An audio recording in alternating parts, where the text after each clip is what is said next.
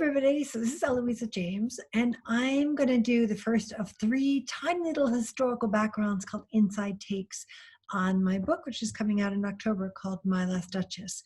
What I wanted to tell you about is the frost fairs that used to be held on the Thames.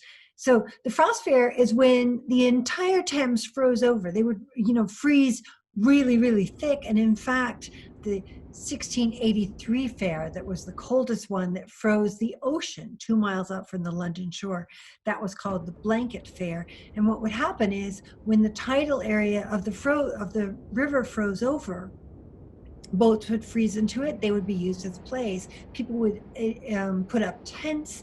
They would sell all kinds of things. An elephant was brought across the Thames near London Bridge. They played games of skittles. They sold everything imaginable. They danced to music. They roasted whole oxen. They did whatever they wanted to. It sounds like it was a wonderful, wonderful celebration. Sometimes it lasted as long as 2 months. So I decided to use this in My Last Duchess because My Last Duchess takes place in the snow. When the frost fair happens, Hugo is actually promised to Lady Woolhastings, who is not Ophelia.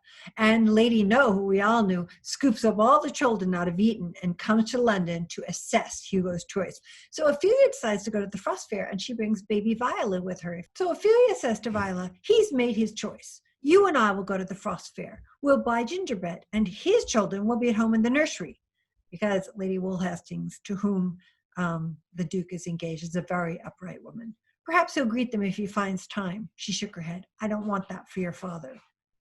She won't take them to the frost fair, Ophelia said. Somehow it felt like a vindication. He was choosing Lady Woolhastings because she was related to royalty and uninterested in betting him, which, by the way, Ophelia is very interested, but there was more to being a mother than name alone.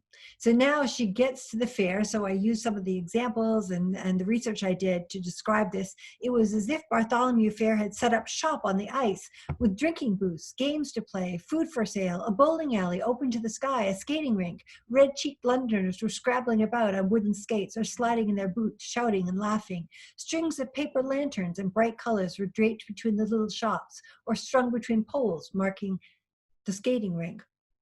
So in front of her, a line of small wooden shops wove its way across the ice, creating a curvy road. Bright flags flew from the roofs, and a lovely smell of mingled pig roast and mulled wine drifted their way. On this side, there's a road for carriages, Biscuit, who's her coachman, pointed out. There are sleigh rides as well, going all the way from Temple to Southwark. The ice was dotted everywhere with glowing bonfires constructed inside great metal burners around which people stood warming their hands. Some were outfitted with elaborate spits, and one even held an entire roasting pig. Aren't they afraid the fires will melt the ice? Ophelia said, turning back to the carriage to pick up a very excited Viola. Oh, goodness, no, Biscuit said comfortably. I heard as the ice is 20 fathoms deep. Look there, madam, a horse and 6, just as safe as if they were going down the cobblestones of our own street.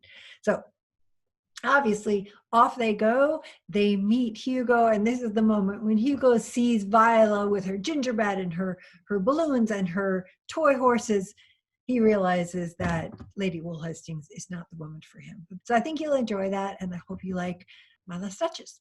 So, thanks.